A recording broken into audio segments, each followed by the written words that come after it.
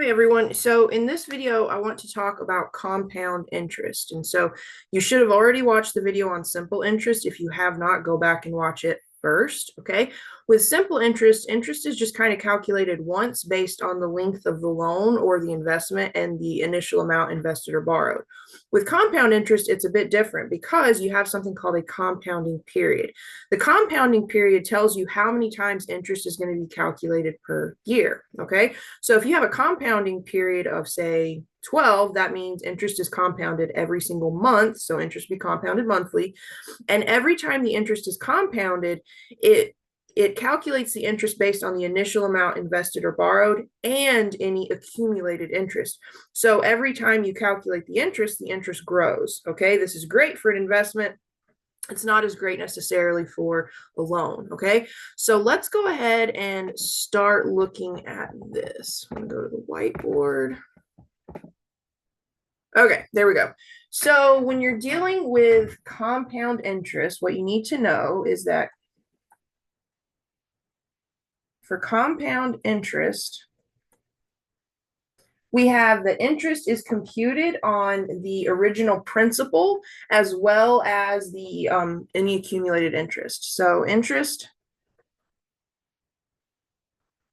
is computed on the original principal. And remember, principal is the initial amount borrowed or the initial amount invested. Principal. And any accumulated interest. All right. So for the first time that you calculate interest, you have principal plus interest. The second time you calculate interest, you have principal plus interest plus interest again. So each time the interest is being calculated on this.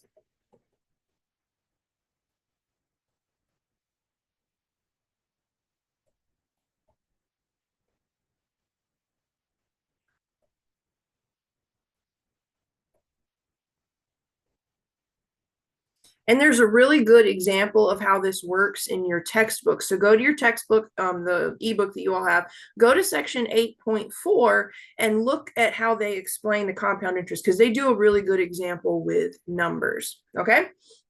So the next thing we want to talk about is the compounding period.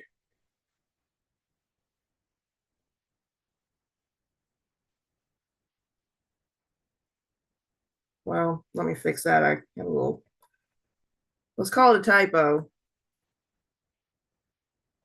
Okay. This basically tells us how many times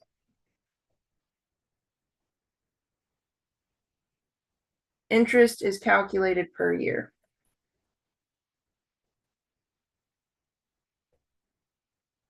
Okay. So you're going to see words like annually, that means once a year. Semi-annually would be twice a year. You could have quarterly, monthly, weekly, daily. There's all different types of compounding periods. We're going to look at the main ones. So if you, woo, my tablet slid. So if your compounding period, they mention like interest is compounded annually, your compounding period would just be 1. Semi-annually, your compounding period would be 2. You will very frequently see quarterly. And kind of think of this one as how many quarters are in a dollar. Think of a dollar as 1 year. Well, there's 4 quarters in a dollar. That means there are 4 quarters in a year. Monthly is super common. There are 12 months in a year, so your compounding period would be 12. Weekly, you see sometimes 2. This one sometimes throws people because, believe it or not, some of us don't know how many weeks are in a year. Just so happens there are 52 of them. And then daily can be a little bit tricky. Daily, read the question carefully. Now, we know that there are 365 days in a year. Okay, we know this. But there's something called the banker's rule, which counts days as only 360. And I, honest to God, I'm not an accountant. I don't remember exactly why, but I feel like it had something to do with like major holidays or something. So we use the banker's rule,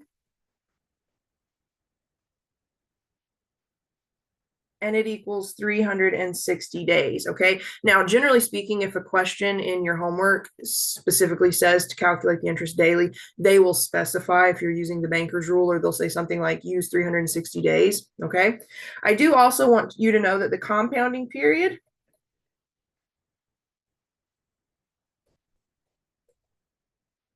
is denoted by a lowercase n.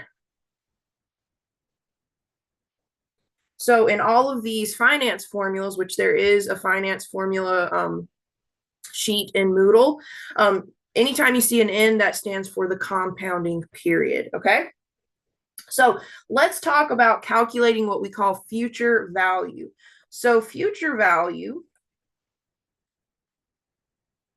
it is denoted by a capital A. Again, I don't know why A, all right, but it's denoted by a capital A. And this refers to the total principal and any accumulated interest.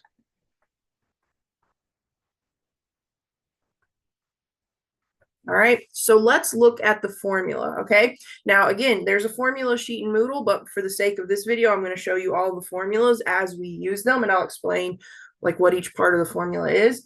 So for future value, we use A equals P times 1 plus R over N divided by NT, okay? We know that A already equals future value. P, we typically call it principal. Okay, so up to this point, you've seen P as principal, but sometimes you'll see it referred to as present value. So it's kind of like how much you have right now. So if you were going to open an account right now to invest your money, the amount you invest at this exact moment is your present value. Okay, so it is present value, or it could be the principal. Okay, R is your interest rate. And what is super duper important about the interest rate is it has to be in decimal form. So you kind of have to go back to that section 8.1 and make sure you know how to convert a percent to a decimal.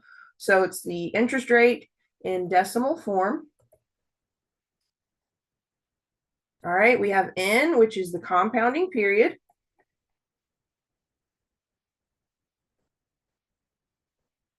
And we have T, which is time. And unless otherwise stated, time is typically years, okay? So you need to, as long as your interest rate is an annual interest rate, your time is years. So even if a loan or an investment is given to you as a certain number of months, okay, you still have to write it as a year. So if that is the case, you would just do months over 12. So if they say that you have a loan for 20 months, you would do 20 over 12, and that would become your T. Okay, so that is the first formula we're going to look at. Now let's look at our first problem. Unfortunately, I'm going to have to write these problems out. I'll try to do it kind of in shorthand so you don't have a ton to write out. If we had been in like a regular classroom, I would have probably given you a handout with these, but here we are. So for the first one, you're going to deposit $4,200 into an account that has a rate of 4%. Okay, the interest is compounded quarterly.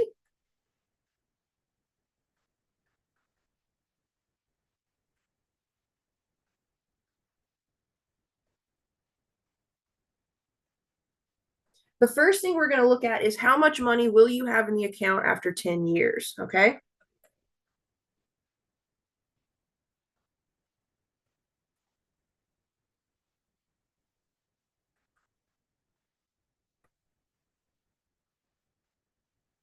Now, for this test, I'm not going to get too bent out of shape about you all memorizing formulas. So as you do these tests, go ahead and use your formula sheet, okay? The final exam, they give you the finance formula, so don't lose too much energy memorizing the formulas, but please memorize what each variable in the formula stands for and know which formulas to use when. That's what you're learning is I have all these formulas, which one do I use for each particular case? So for this case, we have A equals P times 1 plus R over N raised to the NT. We need to figure out what each variable stands for and what each variable means. In this case, we don't know what A is. That's what we're looking for. We want to know how much we have in this account after 10 years. The principal is going to be $4,200.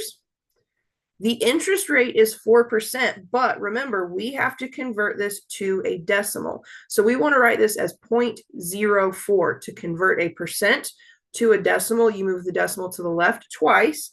So this is 0.04. Time, we're looking at 10 years. And then really one of the most important parts is going to be your compounding period. And remember, this said interest is compounded quarterly. What that means is how many times a year. So you have to ask yourself, how many quarters are in a year? There are 4 of them. So be careful with quarterly. So we're going to take this formula right here and we're going to fill in numbers, okay? So we have A equals 4,200 times 1 plus 0.04 divided by 4 raised to the 4 times 10 power, okay?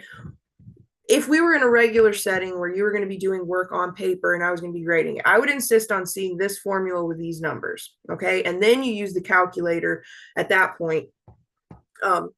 So you use the calculator at that point to do the actual calculation. So let me go to a calculator that I have. We're going to switch to here. This is not the best version of the calculator. I don't have my school computer, which has the TI-84 like downloaded on it. So I have to go and find a free version. So this is the free version. So what I would do is I would go to alpha y equals. Remember, we talked about this before in class, but alpha y equals basically sets your computer or your calculator up to type in a fraction. So we're going to go alpha y equals, and then we want to choose the first option, numerator over denominator. Okay. Well, I guess we don't really need to in this case. Let's just type this one in normally because there is eventually going to be a fraction, but I don't want to confuse you yet. So what we're going to do is we're going to type in the P value, which was 4,200, parentheses, and then 1 plus, and here's where you can type in your fraction. So you can go alpha y equals, and we're going to type in R divided by N. Remember, R is 0.04, and then N is 4. Now, what you're going to have to do is hit the right arrow, and you're going to go to the right-hand side of this fraction, and then end your parentheses. And then we have the caret button. So that's the button that looks like a little house roof, and it's above the division symbol. And here you want to type in N times T. So N is 4, and whoops, N is 4 and T is 10. You could just type in a 40. We know 4 times 10 is 40. Sometimes you're going to get values up here that are too big to just calculate in your head. So you may have to type it out longhand 4 times 10, or just the 40 is fine, and then hit enter. And you're going to get a lot of crazy decimal answers. So if you forgot how to round, you need to go back to what we did at the beginning of this course where we talked about rounding. But in this class, always think rounding to the nearest cent. There are a couple of exceptions to that, which I'll talk about those very explicitly when the time comes. But for now, rounding to the nearest cent, we would want to round, let's see, we've got $6,253. And then 227. So you're going to look at the first 3 digits after the decimal. The third digit tells you if you round up or down. The third digit is a 7. That tells us to round up. So we're going to say our final answer here is 6253.23. So let's go back to the whiteboard. Why is it not letting me switch easily? That's all right. There we go. So we would say that the future value of this loan is $6,253.23. So this is the amount after 10 years. Now, there is a second part to this question. It says, okay, we know the future value of this loan. We know how much is in this account after 10 years. How much of that is interest? So how much is interest? Well, you would take the future value, which is $6,253.23. You would subtract the principal, or that present value, how much you initially invested, which was $4,200. And then you just do a simple subtraction there. So the amount of interest that you accumulated over 10 years is $2,000.53 or $2,053.23 in interest. All right, so there you have it. That's your first example. All right, there's another situation that I want to show you where you deal with continuous interest. So we have where interest is compounded once a year, twice a year, 4 times a year, 12 times a year, 52 times a year, or 360 times a year if you use that banker rules for daily. You can also have interest that is compounded continuously. It'd be cool if I could spell, huh?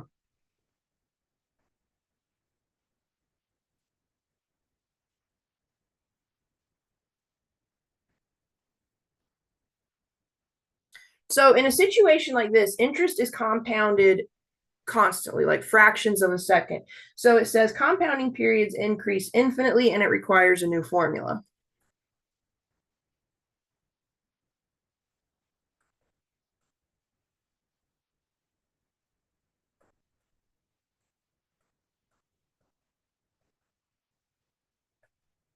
So we're going to think like fractions of seconds.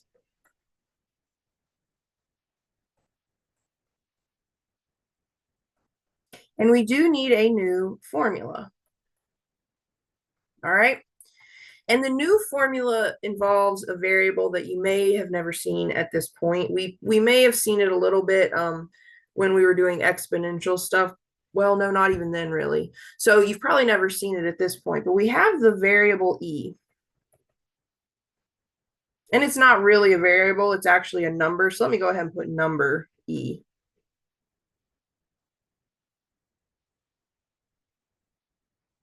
So the number e, okay? It's an irrational number, okay? And e is approximately 2.71828. Don't get too hung up in that. There's a button on your calculator that calculates e for you, okay? But the new formula is a equals p times e raised to the RT. Now, this is going to sound so stupid, but when I was first learning this, when I was a student, I had a way to remember it. So this is the PERT formula, P-E-R-T. And the way I remembered it is my dad always growing up used PERT plus shampoo. So I always remembered it as my dad continuously uses PERT plus shampoo.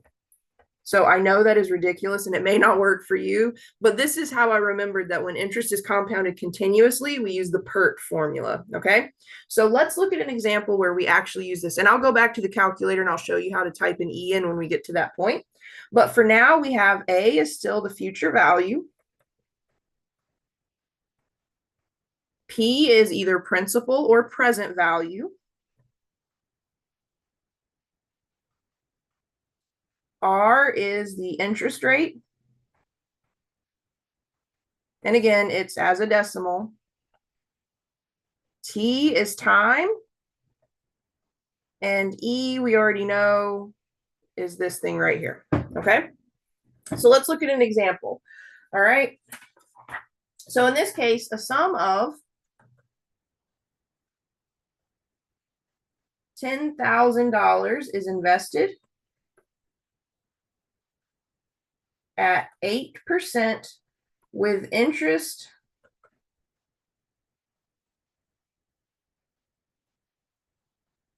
compounded continuously. How much will be in the account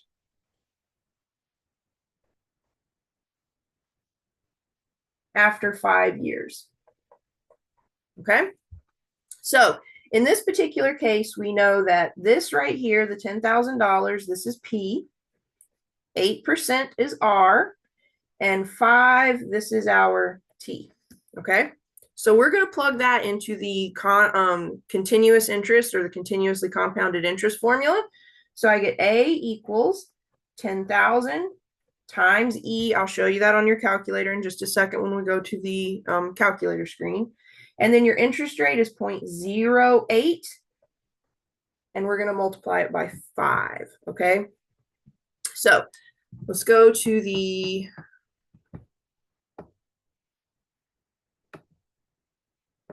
calculator. Okay, so on the calculator, if you look here, there are two different ways that you can type in E. If you look at the division symbol button, there's an E on it. So we could hit second division and then it would type in the E for us, but then we would still have to do the exponent part. If you look here where the on button is, go up 2 buttons from there. There's a button that says LN. And then if you look in the corner, it has E to the X. We're going to use that button. Okay. So the first thing I want to do is type in 10,000.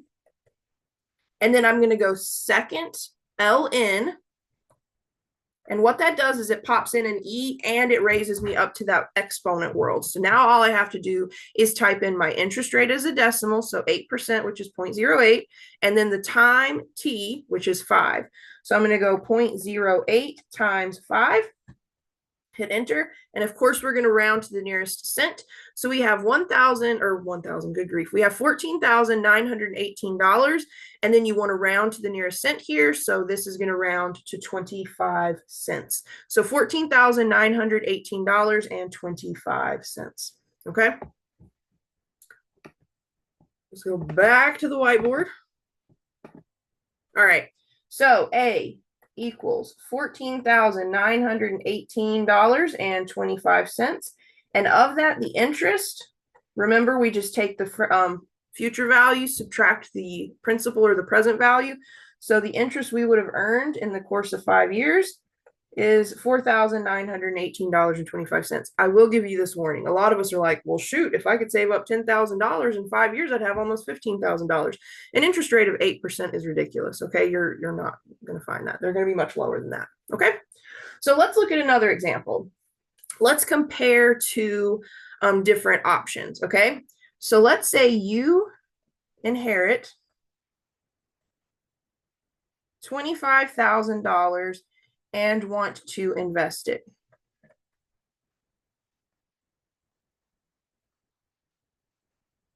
So part A, how much will be in the account in 15 years if the interest is compounded monthly at 5%, and then B, how much will be in the account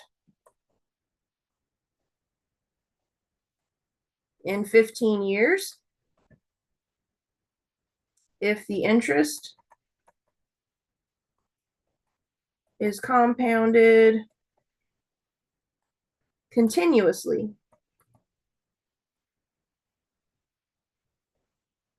at 5%. Okay, so we're going to compare these two. We have 25,000. Both accounts have interest rates of 5%. We just want to see what happens if the interest is compounded monthly versus continuously. Okay, so remember here, A equals P times 1 plus R over N raised to the NT power. And over here, A equals P times E raised to the RT power. Okay, now up here, we don't know what A is, but we do know P is 10,000. We know R is 0.05. We know that T is 15 years. Okay. And then for this first example, N is going to be 12. And then for the second example, we don't really need an N. We just need to know that P is still 10,000. R is 0.05 and T is 15. Okay, so let's fill in the formulas and then we'll go to the calculator and we'll see which one gives us a better future value. Okay, so here we have 10,000 in parentheses, we're going to multiply it by 1 plus 0.05 divided by 12 because interest is compounded monthly, so it's going to be calculated 12 times a year. We're going to raise that to the, whoops, there we go, 12 times 15 power. So let's go ahead and see what this is going to yield us.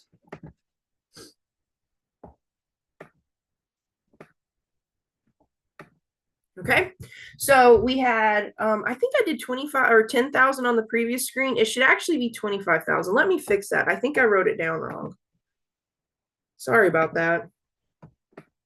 This is why being in the classroom is kind of nice. Y'all usually catch that. Yeah, so right here, be careful. This is going to be 25,000. Hopefully y'all caught that already and we're like, what? Okay, so this is 25,000. This is 25,000. And this is 25,000. I guess I had that previous example still stuck in my head. Sorry about that. Okay, so now let's go to the calculator and do the correct problem. Okay, so we have $25,000. We want to multiply that by 1 plus. At this point, you can do that alpha y equals to type in the fraction, or you can just type it in manually. But let's practice the alpha y equals because some of the formulas, it's really going to be helpful. So alpha y equals, and we want 0.05 divided by 12. We're going to go to the right of the problem and in the parentheses. Then we're going to use what's called the caret button, which is above the division symbol. And we're going to go 5 times, or no, not 5, 15 times 12. Okay. So we hit enter, and you can see here that we have $52,842.60 when we round. Okay, so the 59 with that 8 after 59, that's going to round it up to 60. So $52,842.60. And let's see if I screwed up any of the others, because I feel like I put a 5 instead of a 15 in here somewhere. No, we're good. Okay, so we have $52,842.60. Okay, so assuming you had $25,000 to begin with, the outrageous interest rate of 5%, you had 15 years, interest was compounded every month, you would end up with almost $53,000. Okay, let's see what happens if interest is compounded continuously. Okay, so we know that P is 25,000. All right, we're going to multiply that by E raised to the R times T. So the interest rate is 0.05 and time is 15. Okay, we'll go to the calculator. Sorry for the bouncing back and forth. I don't have a good way to split the screen. So we'll go to the calculator. All right, so we have 25,000. Now remember, to get the E on your calculator, you're going to go second LN. So second button, and then LN is 2 buttons up from on. That's going to type in your E, and it automatically sets you up to put in your interest rate and your time. So we're going to go 0.05 times 15. We hit enter. And here we have $52,925.00. Okay. Let me write that down so I can transfer it to the other screen. All right. My dog is in here, just FYI. She might start getting sassy. All right. So for this account, we end up with $52,925 even. All right. So you can see here with the exact same amount of money, with the same interest rate, with the same time period, the higher the compounding period, the more money you'll have in your account. So the more frequently the interest is calculated per year, the more you'll end up with in the long run. Okay, so it's not a ton of money, okay, but $52,842 versus $52,925, compounding continuously is going to be your better option. Okay. All right, let's talk about calculating present value. Let me pause really quick. I'm going to check on my dog because I don't want her to get crazy.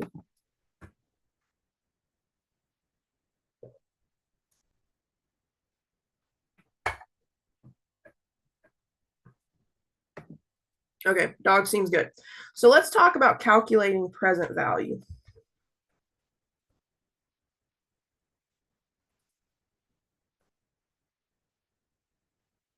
In a situation like this, you know how much you need or want in the future. You just need to figure out how much to invest today. So you know how much you need in the future.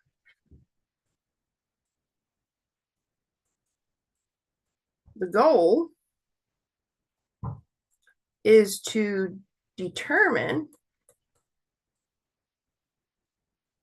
how much to invest today to reach your goal.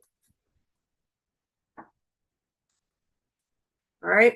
And in a situation like this is one of those exceptions to always rounding to the nearest cent. Hey, girl.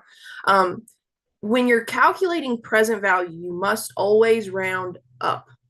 Even if the numbers tell you to round down, always round up to the next cent. Okay. So we're going to put 2 stars here.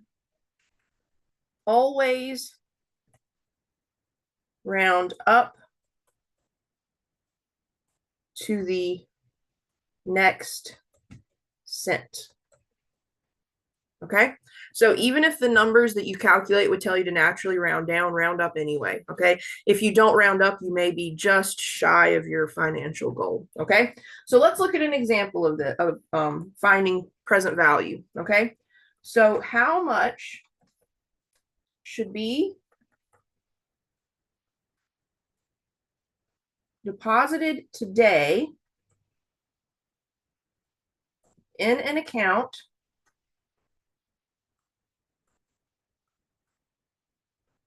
that earns 7% compounded weekly so that it will accumulate to 10,000 in 8 years.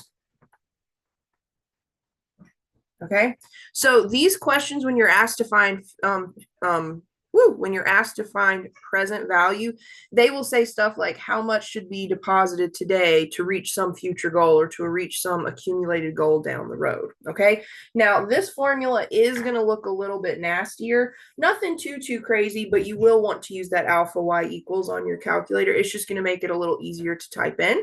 Okay, so these formulas are P equals. We want to know what present value equals. Okay, so we have A divided by 1 plus R over N raised to the NT power. Okay, so A is the future value. P is the present value. It's how much you would need to deposit today. R is still the interest rate. And remember, the interest rate has to be a decimal. T is still time. And N is still the compounding period. Okay, so let's figure out what the numbers in this problem will be as far as the variables in the formula. Then we'll type in the formula into the calculator. So in this case, A is 10,000. R is 0.07. T is 8. And N, we want to calculate interest weekly because interest is compounded weekly. And remember, there are 52 weeks in a year. So we get P equals 10,000 all over 1 plus 0.07 divided by 52 raised to the 52 times 8 power. Okay, and this is where using that alpha y equals really will be quite helpful. Okay, so let's go back to the calculator. All right, so here we are. I'm going to automatically go alpha y equals so I can get that fraction set up. So alpha y equals, I'm going to choose option 1. All right, for the numerator, I want to type in A. Remember, A was the goal that we have down the road, which is $10,000. The denominator, I do need to start with parentheses. I have 1 plus, you can do alpha y equals again. And my interest rate is going to be the numerator of this fraction, which was 0.07. My denominator of this fraction is going to be 52 because we had 52 weeks in a year. I'm going to go to the right, hit my parentheses again, And then I'm going to choose the caret button, which is above the division symbol. All right. And I'm going to type in, let's see, what was it? 8 years. So we're going to type in N, which is 52, times T, which is 8, and then hit enter. Okay. Now, in this case, if you look at this closely, we have $5,714. That's easy. After the decimal, we have 0.242. Okay. So I'm going to take this to the next screen and I'm going to show you the rounding.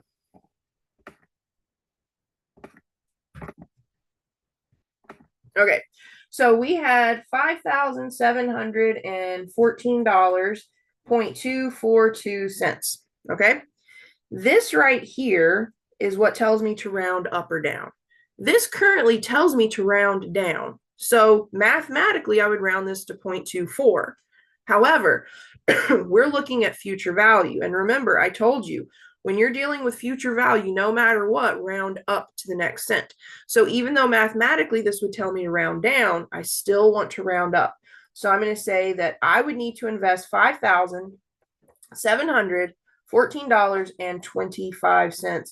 Even though it's a fraction of a penny, that fraction of a penny at the end could be the difference between meeting my goal and then coming just shy of my goal of $10,000 in 8 years. Okay. So with P, always round up. You can hear my dog. She's acting like a fool. Okay. All right. Next up, let me actually go check on her and make sure she's not destroying anything. I'll be right back.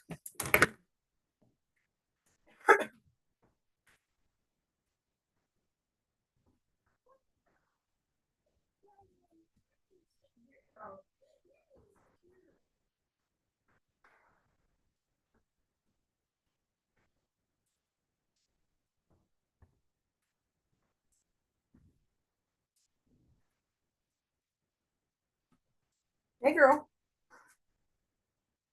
You want to say hello? You want to say hello?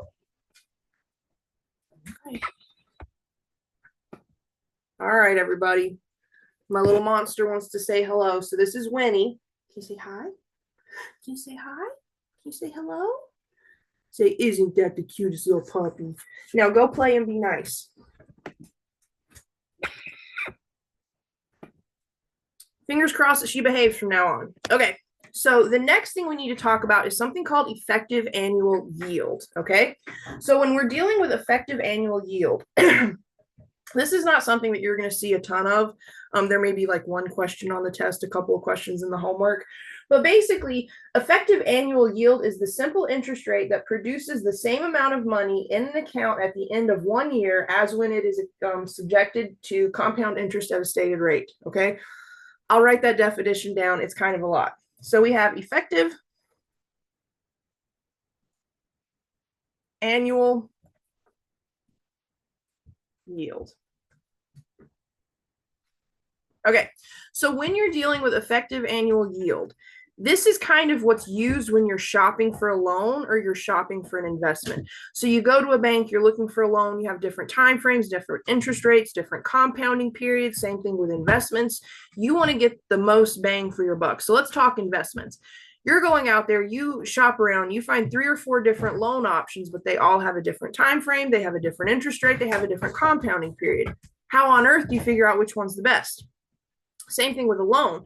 You want to get a loan where you pay the least amount of money at the end, right? So you need to find a loan. You need to find a way to compare your loans, basically, is what I'm trying to say. So that's what effective annual yield is. So this is a way to compare loans or investments. All right. And here's that crazy definition I read to you a minute ago. So effective annual yield is the simple interest rate that produces the same amount of money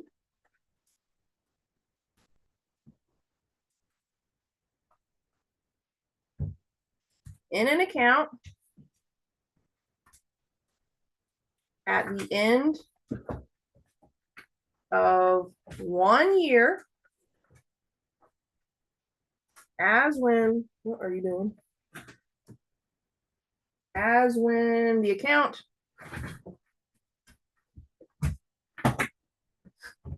this is so hard with her here. As when the account is subject to compound interest at the stated rate.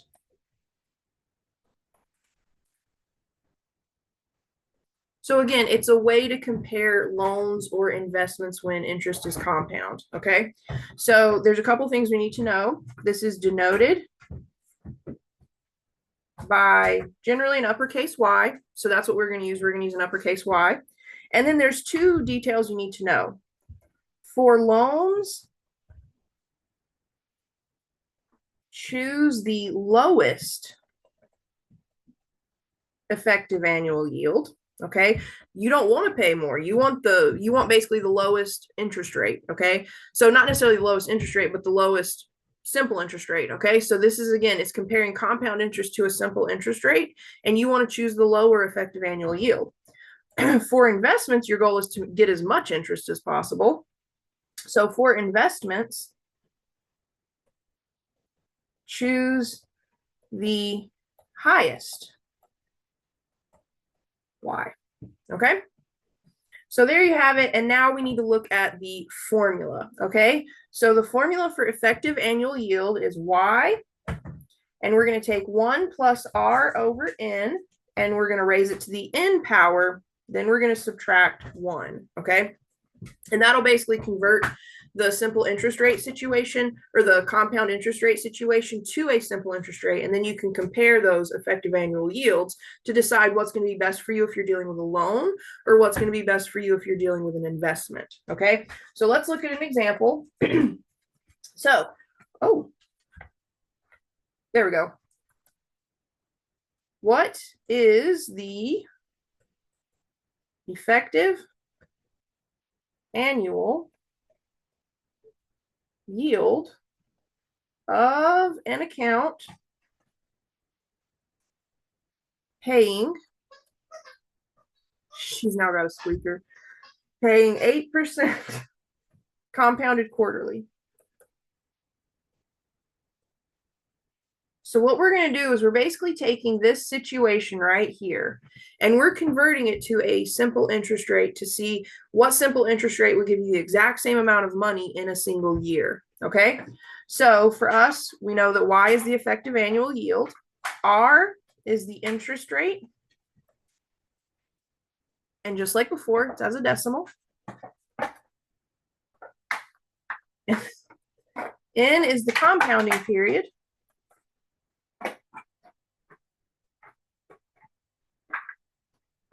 Okay, so for us, the interest rate is going to be 0.08. Remember, you always convert your interest rate, Winnie, to a decimal. And then the compounding period here, we're compounding the interest quarterly. So how many times would that occur in a year? So it's going to be N equals 4. Okay, so we get Y equals 1 plus 0.08 over 4 raised to the 4 power. And then we want to subtract 1. And this is going to convert to a simple interest rate. So let's go to the calculator. All right. So we have, go ahead and set up parentheses. Winnie, please. And then we have 1 plus 0.08 divided by 4. Oh my God, Winnie.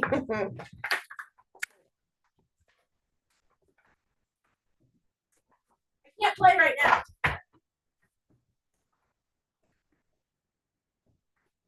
All right, we're going to try to wrap this up really quick because Winnie is losing her mind. Okay, so you want 1 plus R over N. The interest rate is 0.08. N is 4%. So you can type it in just like this, or you can do the alpha Y equals. We then want to do the caret button. We want to choose the exponent of 4 because that's N. We're going to go outside the exponent. So we're just going to hit the right arrow, and that takes us back down to the regular part of the problem. She's got a Dr. Pepper bottle, and that's what she's scrunching right now. We want to subtract 1. All right, so we filled in the formula, hit enter, and basically this gives you the interest rate, the simple interest rate that would give you the same amount of money. If you want to convert this to a regular interest rate instead of a decimal, you can just multiply it by 100. Love her, I really do. Okay, so now we can see this as a simple interest rate, and let's say we round it to 2 decimal places. We would say this becomes 8.24. Okay, so let's go back to the whiteboard. All right, so we end up getting 0.0824, but we want to go ahead and write that as a decimal. We want to write the decimal as a percent is what I mean to say. So we're going to multiply it by 10 or by 100. And that tells us that we get 8.24%. So this right here is the simple interest rate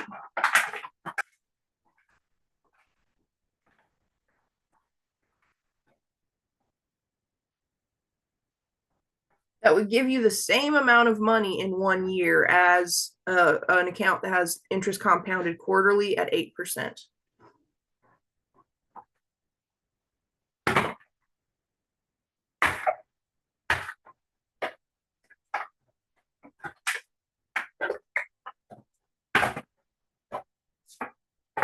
So that is effective annual yield. Hang on, girl. Stop. You're driving me nuts. So basically, if you're looking at an investment, you're going to calculate the effective annual yield for each of your investment options. For an investment, you would want the account that has the highest effective annual yield. Now, on the flip side, let's say you're searching for a loan. For a loan, you would want to calculate the effective annual yield for each of those loan options, and then you would want to choose the lowest effective annual yield. Okay, the formula is pretty easy. Again, when you type in the formula, it's going to automatically give you the decimal version of the interest rate. You just multiply it by 100 or just move the decimal to the right twice, and it'll then convert it to its percent format. Okay, so that's all I have for we're going to stop here. So that's all I have for compound interest. Make sure you watch the video, do the homework, and reach out if you have any questions at all. All right. Sorry about the dog.